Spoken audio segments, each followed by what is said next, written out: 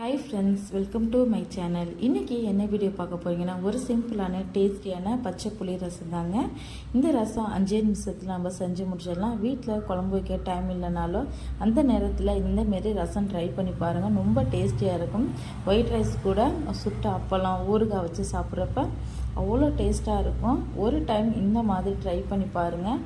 வாங்க இந்த ரசம் நான் எப்படி செஞ்சேன்னு பார்க்கலாம். இதுக்கு தேவையான பொருட்கள்லாம் நான் எடுத்து வச்சுருக்கிறேங்க. 1 ஸ்பூன் ஜீரகம், 1 ஸ்பூன் மிளகு, ஒரு 10 சின்ன வெங்காயத்தை கட் பண்ணி வச்சுருக்கேன், 2 பச்சை மிளகாய், நெல்லிக்காய் சைஸ் புளி, கட் பண்ண கொத்தமல்லி, கருவேப்பிலை, 4 பூண்டு பல் எடுத்து வச்சுருக்கேங்க. ஒரு 1/2 ஹவருக்கு முன்னாடியே புளியை ஊற போட்டு கரைச்சி ஒரு கப்பில் எடுத்து வச்சுருக்கிறேன். இப்போ நம்ம மிளகு ஜீரகம் பூண்டையும் நம்ம நல்லா இடிச்சுக்கலாங்க. உரல் இருந்தால் இடிச்சுக்கோங்க, இல்லைன்னா மிக்சியில் கூட நம்ம அரைச்சிக்கலாங்க. ஏன்னா உரலை இடிக்கிறப்போ இன்னுமே நல்லா டேஸ்ட்டாக இருக்கும். இப்போ நம்ம எடுத்து வச்சுருக்க ஜீரகத்தை நம்ம சேர்த்துக்கலாம். மிளகு, 4 பூண்டு பல், இதை சேர்த்து நல்லா இடித்து நம்ம அந்த புளி தண்ணியில் சேர்த்துக்க போகிறோம். இந்த ரசம் 5 நிமிஷத்தில் செஞ்சு முடிச்சிடலாங்க. நல்லா டேஸ்ட்டாக இருக்கும்.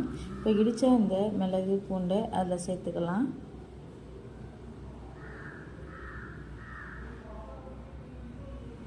இப்போ இன்னொரு பாத்திரம் எடுத்துக்கோங்க. நம்ம ஏற்கனவே கட் பண்ணி வச்சுருக்க பச்சை மிளகாய், வெங்காயத்தை இந்த பாத்திரத்தில் நம்ம சேர்த்துக்கலாம். இது கூட கொஞ்சமாக புளி தண்ணி சேர்த்து நம்ம கையாலேயே நல்லா பிசைஞ்சு விடலாம்.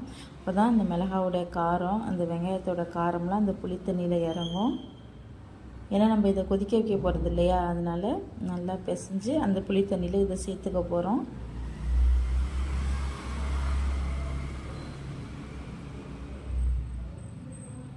இப்போ கட் பண்ணி வச்சுருக்கிற கருவேப்பிலை சேர்த்துக்கோங்க.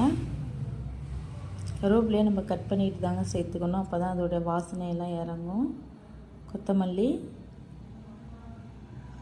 நான் ஏற்கனவே புளியில் உப்பு சேர்த்து தான் ஊற வச்சுருக்கேன். அதனால் இந்த ஸ்டேஜில் நம்ம 1/4 ஸ்பூன் அளவுக்கு உப்பு சேர்த்துக்கலாம். புளியில் உப்பு சேர்த்து நம்ம ஊற வைக்கிறப்போ சீக்கிரம் புளி ஊறிடும். அதனால் எப்போதுமே நீங்கள் உப்பு சேர்த்து ஊற வைங்க. இதில் 1/4 ஸ்பூன் அளவுக்கு இப்போ சால்ட்டு சேர்த்துக்கிறேன், தேவையான அளவுக்கு. இப்போ 1/4 ஸ்பூன் அளவுக்கு வெல்லம் சேர்த்துக்கிறேன். வெல்லம் ஏன் சேர்க்குறேன்னா, அந்த புளிப்பும் இனிப்பும் சேர்கிறப்போ ரொம்ப டேஸ்ட்டாக இருக்கும். கண்டிப்பாக ட்ரை பண்ணி பாருங்கள். நல்லா மிக்ஸ் பண்ணி விடுங்க. இப்போ டேஸ்ட்டான நம்மளுடைய புளி ரசம் ரெடி ஆயிடுச்சு. இந்த வீடியோ உங்களுக்கு பிடிச்சிருந்துச்சுன்னா லைக் பண்ணுங்கள். மறக்காமல் என்னோடய சேனலை சப்ஸ்கிரைப் பண்ணிக்கோங்க. தேங்க்யூ ஃபார் வாட்சிங்.